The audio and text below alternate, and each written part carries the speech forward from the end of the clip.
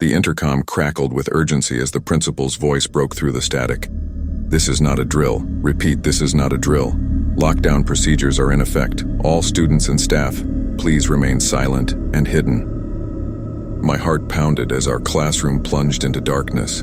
My classmates and I huddled in the corner, our breaths shallow and our eyes wide with fear. We'd practiced lockdown drills before, but this time it felt different, unnatural. The eerie silence was only broken by the muffled sobs of a few frightened students. We strained at our ears, trying to make sense of the chaos unfolding outside. What had prompted this sudden lockdown? The uncertainty gnawed at our nerves. As minutes stretched into hours, panic tightened its grip on us. The principal's voice never returned, and the shadows outside our classroom seemed to grow more menacing. An oppressive feeling of dread settled in the room, as if an unspeakable horror lurked just beyond our sight. Then came a soft rhythmic tapping on the window, barely audible over our trembling breaths. I inched closer, my heart racing, and peered outside into the inky blackness. A pair of eyes gleaming like a predator's stared back at me. It was impossible to see more than that. Just those unblinking, malevolent eyes. Whispers passed among my classmates, their faces ashen with terror. What was out there, watching us in the darkness? As the tapping grew louder, a sense of impending doom settled over us. A sudden, guttural growl sent shivers down our spines.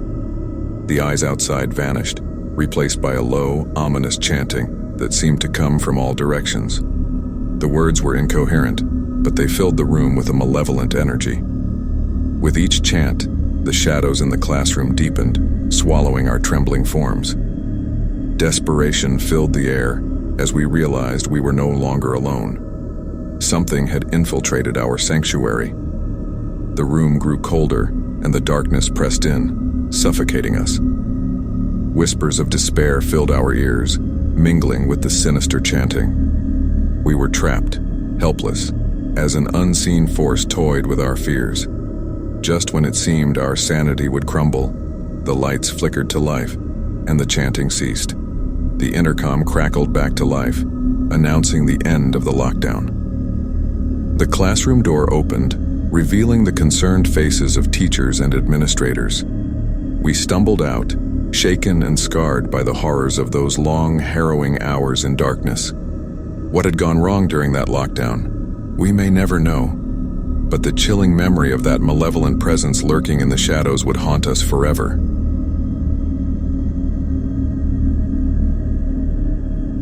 The blaring alarm jolted us from our slumbering afternoon stupor.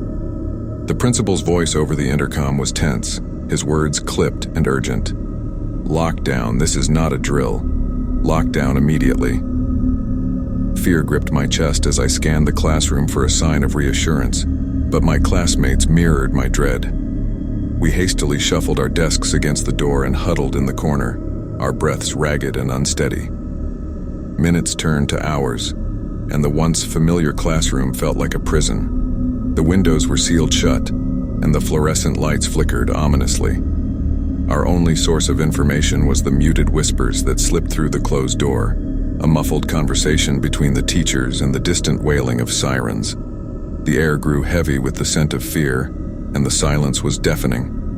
My mind raced with unsettling thoughts. What had prompted this lockdown? Was there a threat inside the school? The unknown gnawed at my nerves. Then the dim emergency lights overhead flickered, casting eerie shadows across the room. It was as if the darkness itself was clawing its way into our sanctuary. A low, guttural growl echoed through the hallway outside, followed by a series of agonized, inhuman cries. Panic surged through us, but the door was locked from the inside, and we dared not move. The growling grew louder, and something slammed against the door with a force that sent tremors through the room. With each crash, our dread deepened. Whatever was out there was relentless, and its malevolent presence filled the air like a noxious gas. Desperation welled within us as we realized the true horror. We were trapped in the darkness, with no escape. As the minutes dragged on, the growling and pounding ceased, replaced by a haunting, dissonant melody that seemed to seep through the walls. It was a melody of despair, a symphony of terror that sent shivers down our spines. Suddenly, The room grew unbearably cold, and our breaths materialized in the frigid air. Our panicked whispers and racing hearts filled the room with a cacophony of fear, drowning out the haunting melody that still played in the background. Just as hope began to wane, the intercom crackled to life, announcing the end of the lockdown. The emergency lights returned to their normal glow, and the classroom door creaked open to reveal the concerned faces of our teachers. We stumbled out, dazed and traumatized by the horrors of those harrowing hours in captivity. What had gone wrong during that lockdown, we may never fully understand, but the chilling memory of the malevolent presence lurking in the darkness would haunt us for the rest of our lives.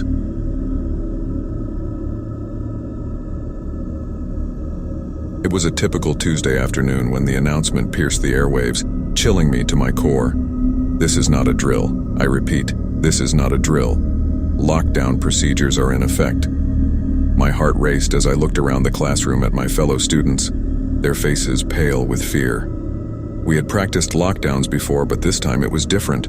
This time, something was terribly wrong. The minutes crawled by, and tension gripped the room. Our teacher, Mrs. Johnson, stood sentinel by the door, her eyes darting between the window and the hallway outside. The only sound was the faint hum of the emergency lights.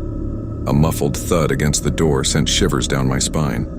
My classmates and I exchanged terrified glances, but Mrs. Johnson gestured for silence. We strained our ears to listen, praying it was just our imagination. But then came the whispering, a chorus of eerie voices that seemed to come from nowhere and everywhere all at once. The words were incomprehensible, a dissonant melody of madness that wormed its way into our minds. A frantic pounding at the door drowned out the whispers, and Mrs. Johnson's face contorted in terror. "Stay quiet," she hissed, her voice trembling. With each deafening blow, the classroom seemed to shrink, the walls closing in on us.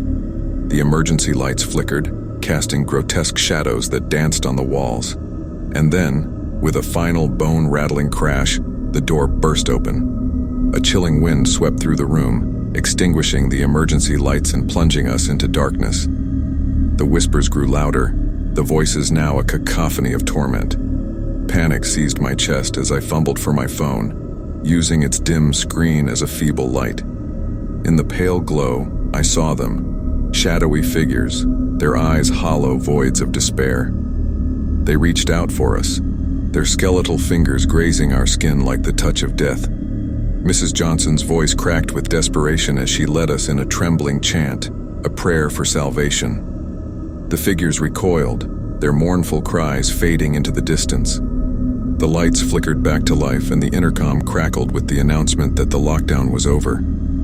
We stumbled out of the room, our minds haunted by the nightmarish ordeal. What had gone wrong during that lockdown, we may never know. But the chilling memory of those whispering, shadowy figures and the darkness that engulfed our school would haunt us for the rest of our lives.